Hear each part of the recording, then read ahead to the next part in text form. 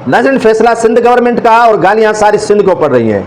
गालियां सिंध की सकाफत को पड़ रही हैं, गालियां अजरक, टोपी और पटके को पड़ रही हैं। सिंध के एक्साइज मिनिस्टर ने एक फरमान जारी किया कि बाइक्स पर अजरक की जो नंबर प्लेट्स होंगी वो काबिल कबूल होंगी। एक कमाने का जरिया है, कमाने की एक नई जो इजाद की गई है। आपको भी पता है, हमें भी पता है कि सिंध से इनका प्यार कितना है, सिंध गवर्नमेंट सिंध से मोहब्बत कितनी करती है। सिंध के अवाम का सब काम कर दिया, अब नंबर प्लेट रह गई है जो अजरक की बनाकर अब घूमना पड़ेगा।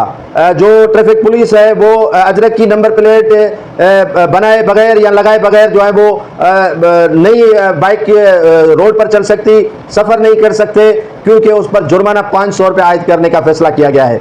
तो लंबी कतारें लगी गई हैं। इन्हीं एक्साइज के दफ्तर के बाहर लोग अपनी नंबर प्लेट्स बनाने की कोशिश कर रहे हैं और इससे एक्साइज के मुकमे की जो सिंध गवर्नमेंट को रेवेन्यू देगा वो भी काफ़ी अरबों खरबों रुपए में होगा।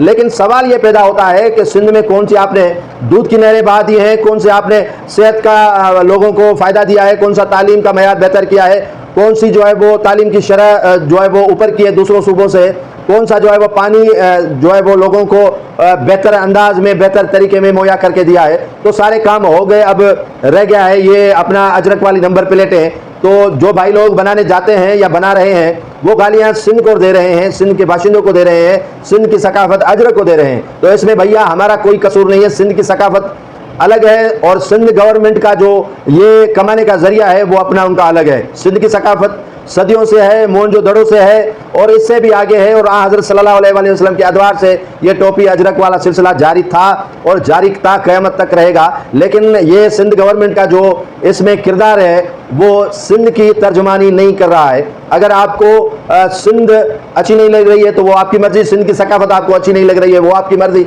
लेकिन सकाफत सिंध की रहेगी और ता क़यामत रहेगी, हुक्मरान नहीं रहेंगे।